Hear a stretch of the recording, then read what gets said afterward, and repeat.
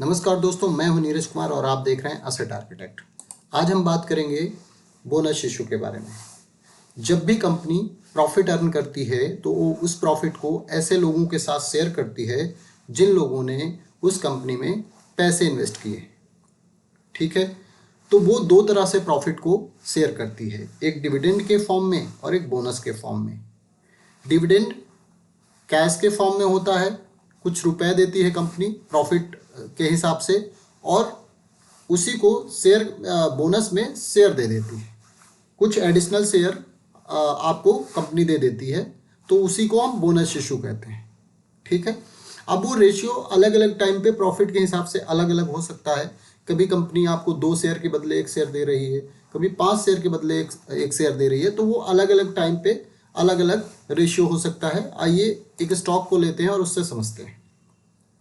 ये आईटीसी का स्टॉक है।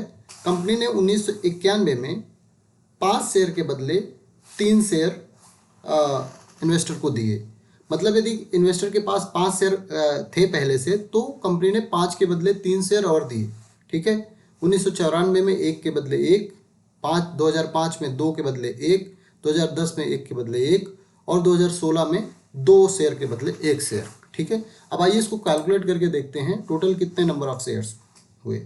ठीक है, आईटीसी के 1990 में यदि आपके पास 5 शेयर आपने खरीदे थे, तो 5 शेयर के बदले 1991 में कंपनी ने 3 शेयर दिए। मतलब अब आपके पास हो गए 5 + 3, टोटल नंबर ऑफ शेयर 8।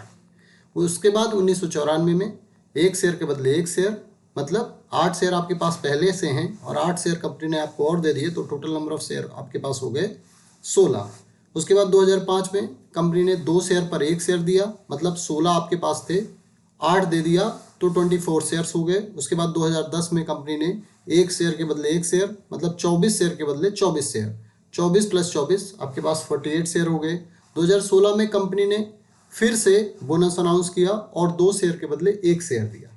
ठीक है, तो आपको 48 शेयर थे, उसके आधा आपको हो गया 24, तो टोटल नंबर ऑफ शेयर हो गए 72 शेयर्स।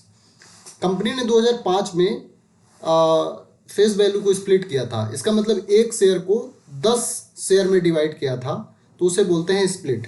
ठीक है, तो 72 शेयर्स आपके हो गए और 10 से आप मल्टीप्लाई कर दोगे तो 720 शेयर टोटल हो गए। और आज जो है, जो आईटीसी की वैल्यू है वो 432 के आसपास है, तो 720 से 432 आप मल्टीप्लाई करोगे तो ये कुछ 3,11,000 रुपये के समथिंग आ रहा है। ठीक है, अब आइए ये समझते हैं कि कंपनी बोनस इशू क्यों करती है। ठीक है, तो पहले नंबर पर है रिवार्डिंग शेयर होल्डर्स।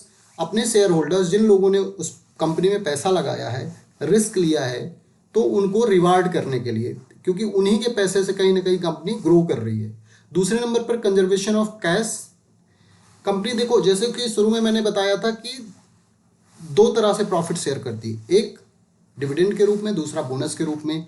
यदि कंपनी डिविडेंड के रूप में कैश दे देगी तो उसके पास कैश की कमी हो सकती है, तो उसने क्या किया, उसको उसी कैश को उसने शेयर के फॉर्म में अपने इन्वेस्टर्स को दे दिए। तो शेयर तो दे दिए इन्वेस्टर को, लेकिन शेयर का जो कैश था, शेयर की जो वैल्यू थी, वो हो गई कंपनी के पास और उसको वो यूज़ कर सकते हैं डेट के रूप में या किसी और काम में वो यूज़ कर सकते हैं कैश का। ठीक है, इम्प्रूविंग लिक्विडिटी।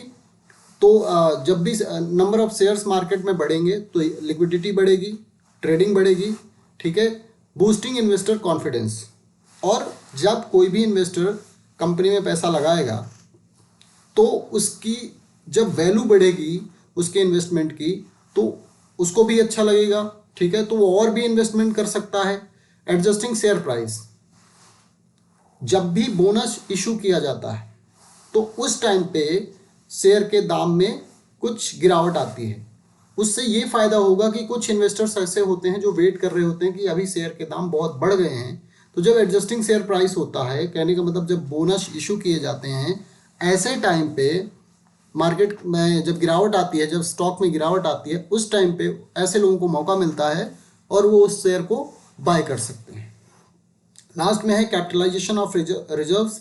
फिर वही जो सेकंड नंबर पे कंजर्वेशन ऑफ कैश में सेम बात है कि जब वो शेयर कैश के बदले शेयर दे देगी कंपनी, तो कंपनी के पास कैश रहेगा जिसको बहुत सारे प्रोजेक्ट्स में उस पैसे को यूज़ कर सकती है और कंपनी को ग्रो कर सकती है। आज के लिए इतना ही, अगले वीडियो में मिलते हैं जल्दी। शुक्रिया।